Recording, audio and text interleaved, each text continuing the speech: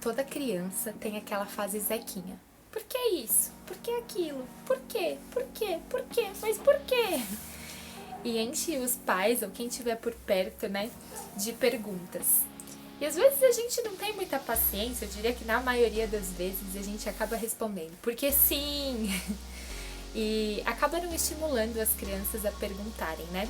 E aí a gente vai crescendo, vai amadurecendo e a gente vai acreditando que a gente não deve fazer tantas perguntas para não incomodar ou porque a gente fica com vergonha de perguntar alguma coisa errada ou porque a gente fica com medo, né, de que algo seja bobo demais e a gente acaba não fazendo.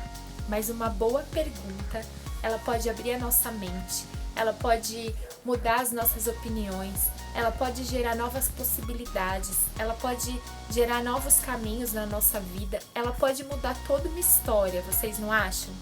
Conta aqui pra gente se alguma vez você fez uma boa pergunta que te salvou ou que mudou a sua história. Às vezes a gente passa a vida toda buscando respostas quando na verdade o que a gente precisava mesmo era fazer as perguntas certas, na hora certa e para a pessoa certa. Só que para isso acontecer, a gente não pode se deixar ser tomado pelo medo ou pela vergonha. A gente precisa ter coragem igual a Miriam. Mais do que isso, a gente precisa estar atento às oportunidades que Deus nos dá. O irmão de Miriam, ele nasceu numa tribo de Israel, né? E naquela época o faraó ele tinha criado um decreto onde todas as crianças hebreias do sexo masculino elas deveriam ser jogadas no rio, né? E eles conseguiram esconder esse menino por 3 meses e depois disso eles colocaram ele num cesto, né? E colocaram um cesto no rio Nilo. Só que Miriam, ela foi muito esperta. Ela acompanhou todo o percurso do cesto, escondido, né, olhando de longe, até que ele chegasse na margem, né, onde estava a filha do faraó, que também estava ali no rio. E ela não era boba nem nada, então de forma corajosa, ela abordou a tal filha do faraó. Uma pausa.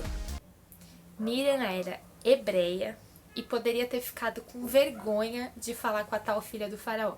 Afinal, né, ela era uma mulher muito importante. E não era todo mundo, assim, que não era bagunçado, que todo mundo podia se aproximar dela e falar. Muito pelo contrário, quem podia se aproximar eram só os servos. E ela poderia ter ficado com medo de ser julgada, de ser discriminada. E, enfim, poderia ter permanecido escondida ou até ter esperado para ver o que ia acontecer. Mas ela não se importou com nada disso e ela resolveu seguir em frente. Quer ver como isso faz toda a diferença na história? Miriam perguntou, a senhora quer que eu vá chamar uma mulher ali dos hebreus para amamentar e criar esse menino? A filha do faraó respondeu que ela queria, né?